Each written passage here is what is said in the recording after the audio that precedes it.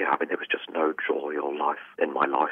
Really struggling under this huge weight of trauma. I was having terrible nightmares 3-4 times a week of reliving the worst experiences of my childhood. G'day, and welcome to Wellbeing. I'm Jack Hodgins. Today we are talking with Steve Ball, someone who has a complex PTSD journey. Complex PTSD is considered to be a more severe form of PTSD and is commonly developed following trauma in childhood.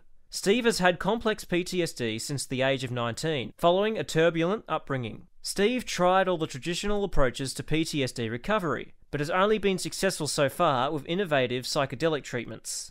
Hello, Steve, and welcome to Wellbeing. Oh, good morning. Before we begin, could you tell us a little bit about yourself, Steve? I'm a Kiwi. I lived in Sydney for a few years, and I've moved to Amsterdam here now. With respect to the topic we're talking about today, I've had PTSD for quite a long time, over 30 years. And while I was here in Amsterdam, I had a novel psychedelic therapy treatment for that, and had a complete cessation of my PTSD symptoms. Would you mind sharing with us the experiences you had that may have brought on the PTSD? Are you comfortable with sharing that? Sure, just a little bit. It was an abusive family situation. I grew up in a home with a rageful narcissist and was terrified of my parent, and came into adulthood with quite severe PTSD. Did you get it straight away, the PTSD, or did it kind of gradually become a part of your life? No, it was. I had 3 deaths in 1 year when I was 19, and that was the onset of quite debilitating symptoms for me. Is that kind of when you became aware of it straight away, or did it kind of rear its head kind of more and more as you got older? It's such a long time ago. It's hard to remember. I was very dissociated. That's the principal symptom of PTSD. All through my childhood, just in a complete fog. That had been there for years, but it was when I was 19 that I had a really crippling depression, and it was quite a problem. In terms of getting in the way of living my life. How did it affect your daily life? Well, I used to sleep a lot. It was the only real way I had of dealing with it. Used to sleep. From the moment I got home, I had to go to work. I was just in a lot of pain, a lot of depression. Real agony. I was in real agony there. I reached the point when I was 24 that I'd made a rational decision to end my own life. I was completely sincere in that attempt, even though it failed. But I'd reached the point that I actually couldn't go on any further. Did you feel like you were in control at all of the PTSD at this time, or was it really something you can't control? No, it was just a whole bunch of symptoms that, as you probably know, there aren't any really effective treatments for PTSD. The individual treatments have some medications. If people are very depressed, they might be given antidepressants. If they have a strong anxiety component, they might be given anxiolytics. If the PTSD is very severe and they've had psychotic symptoms, obviously there's antipsychotics. But as a central condition, until now with these treatments for MDMA, there hasn't really been a treatment for PTSD. So doctors, while very supportive, just don't really know what to do, and that was the case for me. How did the PTSD affect the relationships with the people around you? Well, as you can imagine, my family relationships were not very good anyway. I had very supportive friends. They were obviously concerned about me.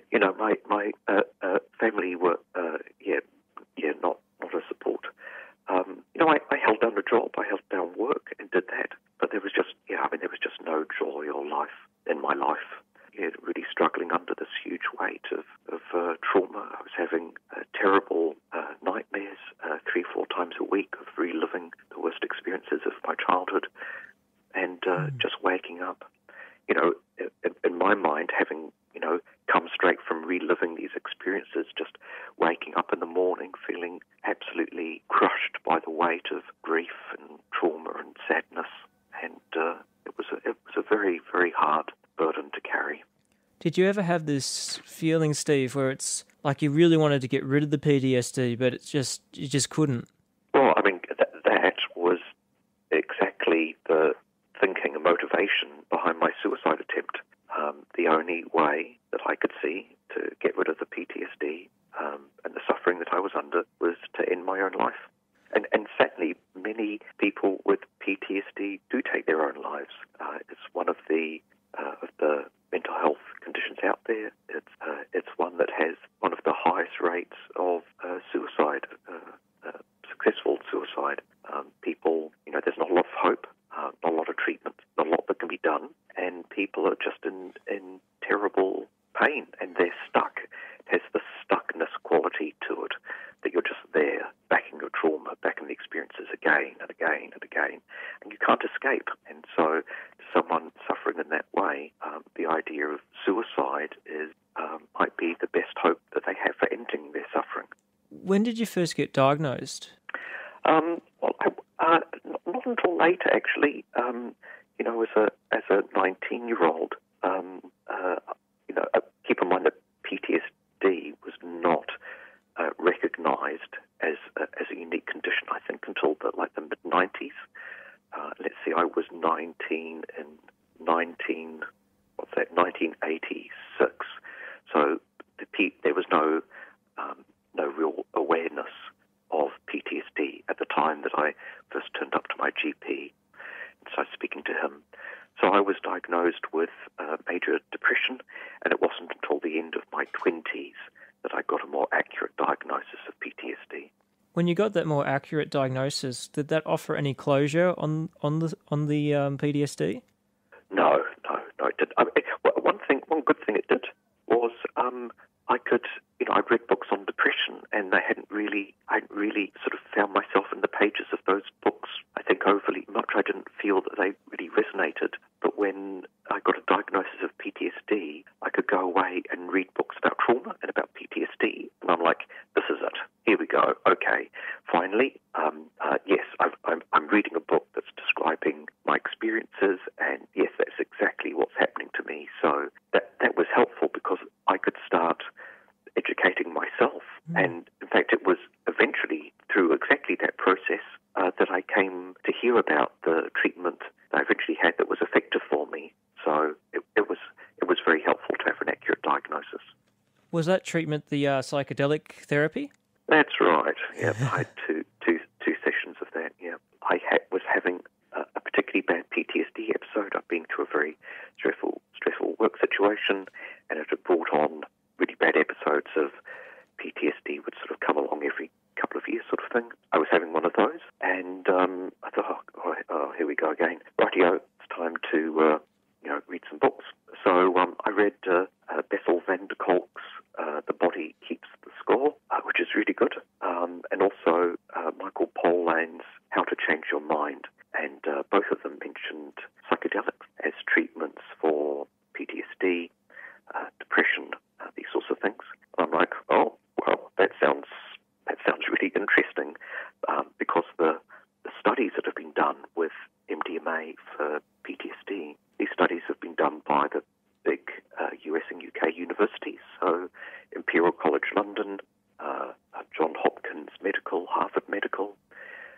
They'd all been doing their own separate studies with MDMA for PTSD, and they'd published, I think this was 2015, they'd all published, they'd done 5-year studies, they all published at around the same time their results, and the results were the same. They were getting a 70 to 80% cure rate on PTSD with 1 or 2 treatments. And I read that, I'm like, okay, well, I need to find out about that. Here in the Netherlands, illicit drugs are freely available. They're not hard to find at all. I found a psychedelic therapist who was working with psilocybin, which is legal here. You can just go into a what they call a head shop, and you can just buy some psilocybin. And through that person, I got in contact with some other psychedelic therapists.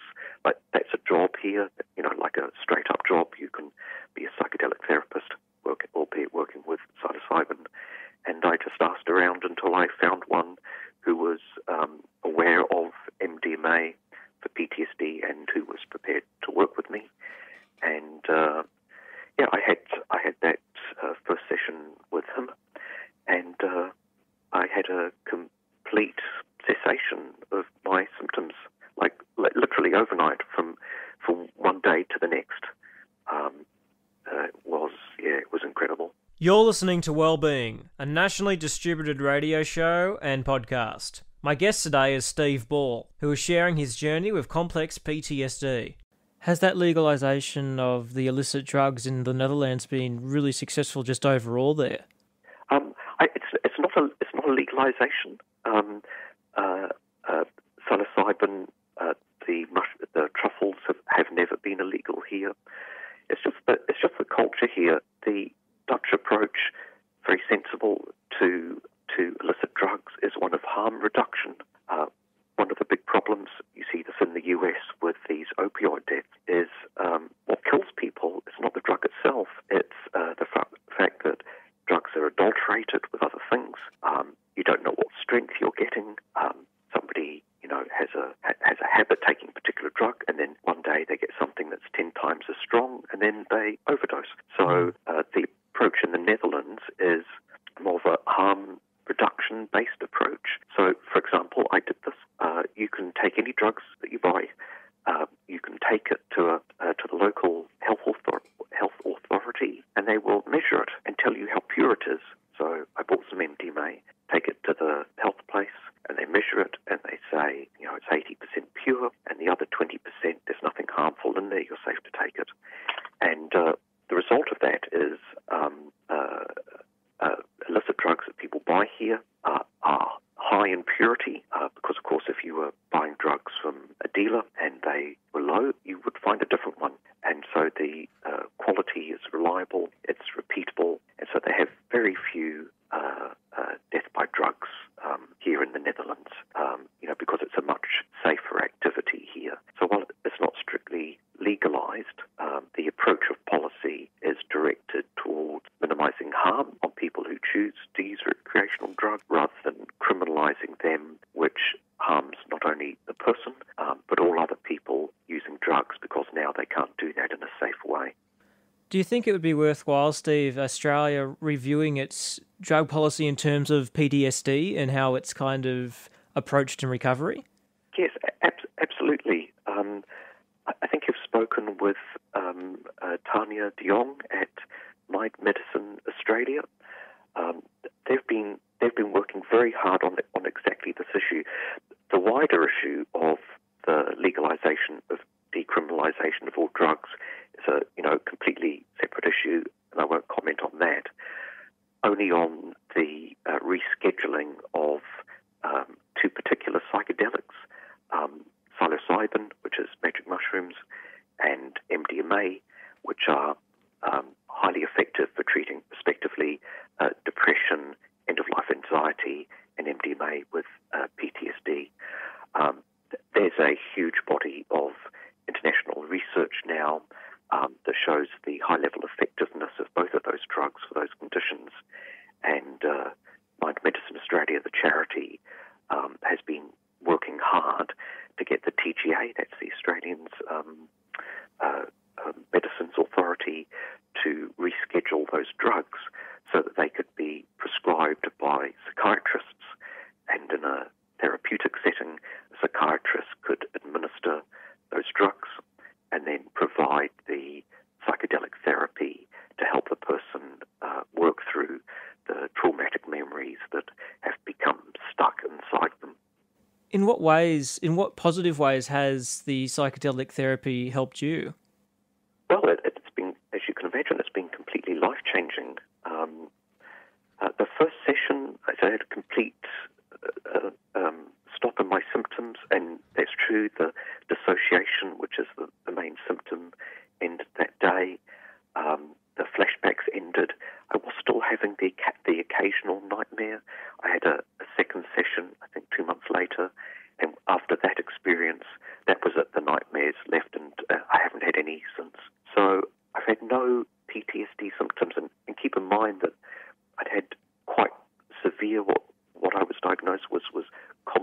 PTSD, so quite a lot going on, and all of that ended. So yeah, it's been absolutely life-changing. I'm not carrying this weight anymore. I'm not reliving my childhood when I sleep at night. I'm not having flashbacks during the day. Under stressful situations, I can stay in my body and present in the moment instead of, as I used to before with the dissociation, floating out of my body and becoming very dissociated. It feels wonderful to be free of it. I'm incredibly grateful for having had that healing experience. Where do you think the traditional approach to PTSD recovery is failing? Well, that's the thing. There isn't a traditional approach to PTSD. There are some stopgap measures. If somebody is, really depressed, there's antidepressants, which for PTSD, they rarely have any positive effect. And if somebody's PTSD gets very severe or if they attempt suicide, they can be hospitalized. But there are, for example, under the FDA, other than MDMA, which is going through the approvals process now and is approved for research work, there are no approved treatments whatsoever for PTSD. If you go to a psychiatrist in the US or Australia or New Zealand and you say you have PTSD, there are literally zero drugs that have been approved to treat PTSD. There is a treatment called eye movement, EMDR, eye movement desensitization. Not sure what the R is, and that's a treatment that is effective for some people, not very many, and not fully, but it can take the edge off the symptoms for some people. But other than that, no, your GP or psychiatrist is probably not going to know how to help you, and will probably tell you so. So in a lot of ways, does society, at least in perhaps the more Western world, not really have a great understanding of PTSD? I think so. I'm not sure if it's not an understanding of the condition. I think, given that it's been 30 years since it became a recognised condition, I think there's a reasonably good understanding of the impact on individuals, the impact on societies, particularly organisations like the Veterans Association in the US, because so many of their servicewomen are returning with PTSD. I think they grasp the impact of this condition. I think it probably is true, though, that here in Australia and New Zealand, there are probably more people in our lives that have been touched by PTSD than we think, People who've had terrible experiences either in childhood or in adulthood, where that experience is significantly impairing them and having quite negative impacts on their life and on their family. I think there's probably more of that going on than we think. So it sounds like, from what you've kind of described to me, then it's not so much that we don't understand the condition itself, it's more about how to approach it in recovery. Is that kind of... Yeah, I think that's fair to say. I can say that that's my experience, and I've lived Australia, New Zealand, the UK, and here, that if you go to your doctor and you say you've got PTSD, they'll say, you tell me what I can do to support you. It goes that way round. They might assume that over time you found some things that work for you, work minimally to help you, but they're not going to say to you, well, we know exactly what to do. This is what I can do to help you. Let's get started, because they don't have anything at the moment that can help. What are the ways that a family member or friend can help someone that has PTSD? I think that's really, really hard. I'm not sure. It must be very, very heartbreaking for someone caring for someone with PTSD or trauma, because it's so intractable, and and it's so devastating. Very, very, very hard. I don't know what you can do except be supportive. There's some good books out there. don't, other than just being understanding and being supportive, I'm not sure there's much you can do in terms of treatments. There's not a lot out there. Anything that would remove stress from the person, because stresses are, quite a significant trigger for PTSD symptoms. That would be helpful. So, that's stressful situations, and when the person's really struggling, just the regular stresses of life, if you can do something to help there, that's probably about as much as you can do. And I think, too, I would say to any carer that it's itself very stressful, and it's a huge burden to be caring for someone with PTSD. So, to think about your own well-being and what you need, what things help you, and help you top up your energy reserves, because it takes a lot out of you to care for and support someone going through any mental illness, not just PTSD, but any mental health issue. You're listening to Wellbeing, a nationally distributed radio show and podcast. My guest today is Steve Ball, who is sharing his journey with complex PTSD. From your experience, is it possible to recover from PTSD, or is it something that really, it's just kind of more managed more than cured? Well, it was the latter. Before I had these experiences, I'd learned the things that I need to do. I think about the 5 basics for me. And I go, oh dear, we're coming into a PTSD time. The 5 basics for me were healthy eating, drink plenty of water, have no alcohol at all, get daily exercise. That really helps, and sleep hygiene. So that's go to bed at the same time and wake up at the same time 7 days a week. And if I did those 5 things, those would mitigate the symptoms. They would help, keep it low until that episode passed, which would be some months. But of course, since I had this psychedelic therapy, then it's completely ended. I still do those things because it's that's good for us. But no, you have to treat it as mitigating the symptoms and coping with the impact while you've got it. Of course, unless you can get yourself onto a clinical trial where you can actually get access to MDMA and psychedelic therapy that goes with it. What would be the take home from this interview you'd want people to remember the most? I think if you've got someone in your life who's been impacted by trauma or PTSD, the best hope for them is the rescheduling of MDMA. Things are so close in America. They're at the 4th and final stage with the MDMA for turning it into a prescription medicine. The TGA has been doing reviews. My advice would be contact Mind Medicine Australia, so that's mindmedicineaustralia.org.au. Read about the work that they're doing. They're a charity. They've got one focus here: get psilocybin for depression and MDMA for PTSD rescheduled. They're preparing really well. They're actually leading training courses. I think they have in Australasia, in the Southern Hemisphere, the only training course in how therapists, psychotherapists, and psychologists can become psychedelic therapists. They're preparing for the moment that the TGA reschedules MDMA as a prescribable medicine. Get involved in that movement. There's plenty that you can do. You can write to your MP, because we need the support of politicians who recognise the impact of PTSD on Australians and New Zealanders.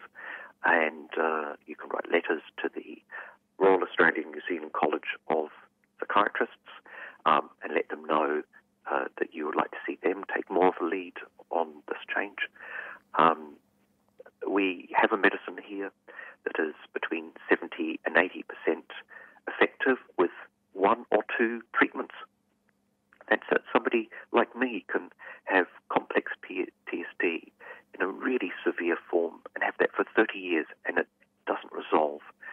And yet you can have 1 or 2 psychedelic experiences that are completely transformative and come out the other side with your PTSD resolved, the underlying trauma finally unstuck and processed. And there's hope, but we need to work hard to bring about this change and to do it sooner rather than later. Well, thank you for being on the show today, Steve. It's been a pleasure. Thank you. My guest today was Steve Ball, sharing his complex PTSD story. Tune in next week where we talk with another person with complex PTSD. And if you like this content, check out the Wellbeing podcast for more. Thank you for listening. I'm Jack Hodgins, and all of us at Wellbeing wish you well.